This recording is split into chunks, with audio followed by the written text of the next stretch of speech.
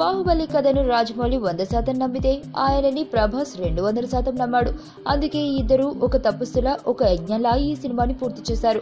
మొదటి భాగానికి రెండో భాగానికి కలుపుకుని 613 రోజుల పాటు ప్రభాస్ ఈ సినిమా షూటింగ్ లో పాల్గొన్నాడు. ఈ సినిమాలో తన పాత్రలో ఒదిగిపోవడం కోసం ప్రభాస్ ఎంతో కసరత్తు చేశాడు.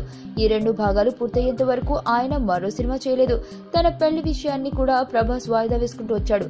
ఇలా ఒక కథానాయకుడు ఒక కథను దర్శకుడిని నమ్మి సుదీర్ఘమైన కాలం పాటు ప్రయాణించడం నిజంగా విశేషమే. అందుకే రాజమౌళి మనసు కూడా ప్రభాస్ దోచేసుకున్నాడు. ఈ రోజున ఈ సినిమా షూటింగ్ కి గుమ్మడికాయ కొట్టేశాడు.